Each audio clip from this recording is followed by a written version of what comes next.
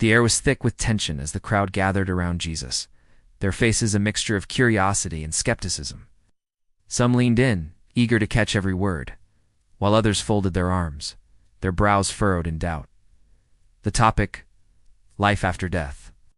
It was a subject that had haunted humanity since the dawn of time. What lies beyond the grave? Was there hope, or was it all a void?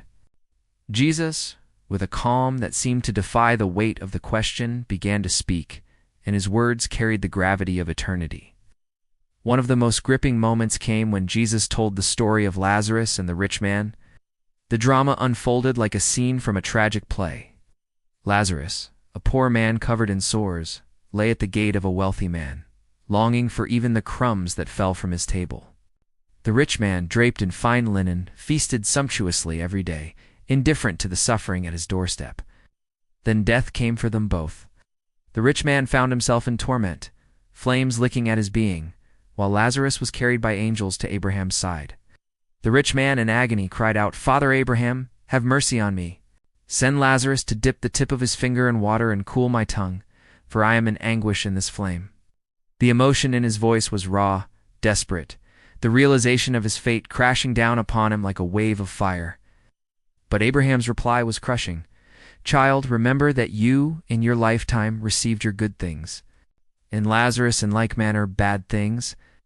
But now he is comforted here, and you are in anguish." The finality of it sent chills through the listeners. There was no second chance, no crossing the great chasm fixed between them. The suspense of the story lingered in the air, a sobering reminder that choices in this life echo into eternity. Jesus didn't shy away from the stark reality of judgment. In another breath, he spoke of the Son of Man coming in glory, seated on his throne, with all the nations gathered before him. The imagery was cinematic, the separation of sheep and goats. The righteous welcomed into the kingdom prepared since the foundation of the world. The accursed were sent into eternal fire. The emotions ran high, joy for some, terror for others. The king's words cut deep. "Truly I say to you, as you did it to one of the least of these my brothers, you did it to me." The weight of that statement hung heavy. Eternal destiny hinged on acts of mercy, on love shown to the forgotten. The drama of the scene was palpable, some weeping with relief, others trembling in dread as the reality of their neglect settled upon them. Yet, amid the warnings, Jesus offered hope so profound it could stir the hardest heart. He spoke of a place he was preparing, a home where death and sorrow would be no more. "Let not your hearts be troubled," he told his disciples, his voice steady, reassuring. "Believe in God, believe also in me. In my Father's house are many rooms. If it were not so, would I have told you that I go to prepare a place for you?" The tenderness in his words was like a balm, a promise that pierced through the fear of the unknown.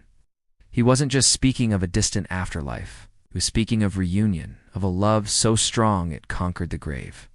Then there was the raising of Lazarus, not just a story this time, but a real event thick with emotion.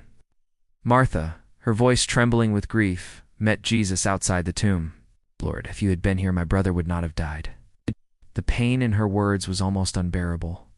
But Jesus, looking into her tear-filled eyes, replied, "I am the resurrection and the life. Whoever believes in me, though he die, yet shall he live, and everyone who lives and believes in me shall never die." Do you believe this? The question hung in the air, charged with eternal significance.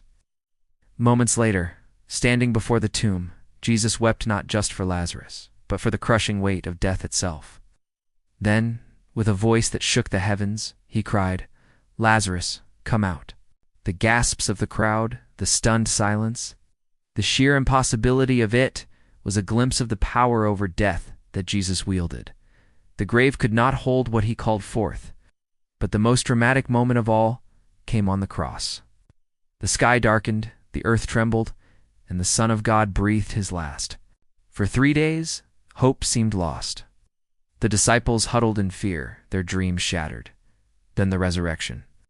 Mary Magdalene, weeping at the empty tomb, turned to see a figure she thought was the gardener. Then he spoke her name, and her heart must have nearly burst with recognition. "Rabboni!" She cried, the joy, the disbelief, the overwhelming flood of emotion. It was him. alive. Death had been defeated.